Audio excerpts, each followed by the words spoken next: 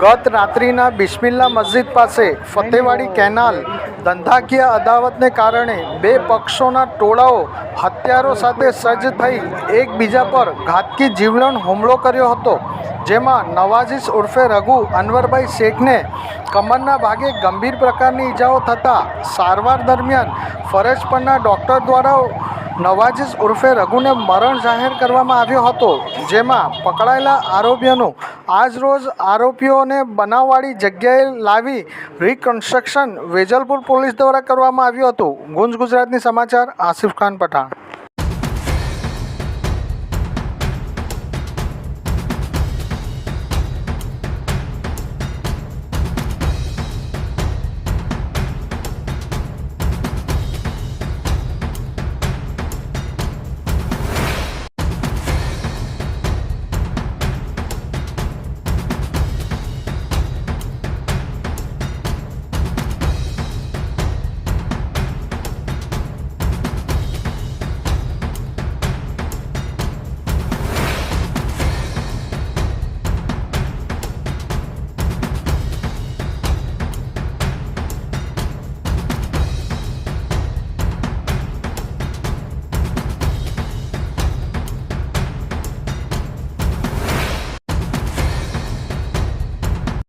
ગઈકાલે 2:30 વાગ્યાની આસપાસ મેસેજ આવેલો હતો કે ફતેવાડીની અંદર મારામારીનો બનાવ બન્યો છે.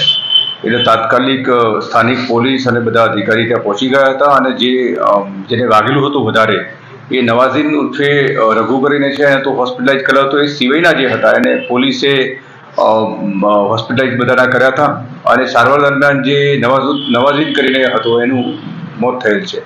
આખો બનાવ એવો છે કે જે પહેલો તો બંને જે સામસામે મારામારી કે છે, બંને અંદર સગા એકબીજાના સગા થાય છે અને ધંધાકીય જે પ્રશ્ન ઉપસ્થિત થયો હતો એના કારણે આ બોલાચાલી થયેલી છે. એમાં આ મોટું સ્વરૂપ ધારણ કર્યું અને એમાં જે નવાઝીન કરીને છે એનું મોત થયું છે. એ સિવાય બંને પક્ષે બીજા જે માણસો છે એમને નાની મોટી ઈજાઓ પણ થયેલી છે. બંને તરફથી ક્રોસ ગુના દાખલ કરવામાં આવેલો છે. એક તરફે BNS 103 મુજબ અને સાથે રાયોટિંગ છે અને બીજા પક્ષે BNS 118(2) મુજબ સાથે રાયોટિંગનો ગુનો દાખલ કરવામાં આવેલો છે. આમાં અત્યારે જે આરોપી પકડવાના બાકી છે એ પૈકી નાઝીમ કરીને છે, એની ગુનાહિત હિસ્ટ્રી છે કે અગાઉ એને ગુના કરેલા છે એવું, પણ એ પકડાયો નથી હજી અને એ ગુના ગુજરાતમાં નથી કરેલા. એ મૂળા દિલ્હી બાજુથી આવેલા છે, એટલે ત્યાં ગુના કરેલા હોવાનું અત્યારે છે, એટલે એની પોલીસ તપાસ કરી રહી છે. અત્યારે હાલ આરોપીઓ જે બંને પક્ષ છે એમાંથી બંને પક્ષના મોટાભાગના આરોપીને પોલીસે પૂછપરછ અર્થે લાવી દીધા છે અને ધરપકડની કાર્યવાહી ચાલુ છે.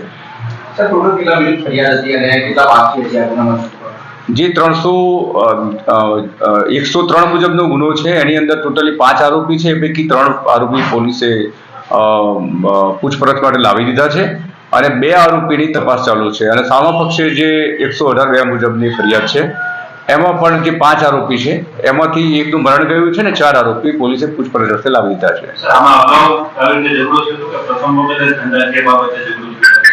પોલીસ સ્ટેશને કોઈ અગાઉ એ લોકોને બોલાચાલી થયેલી પણ પોલીસ સ્ટેશને જાણ કરી નહોતી.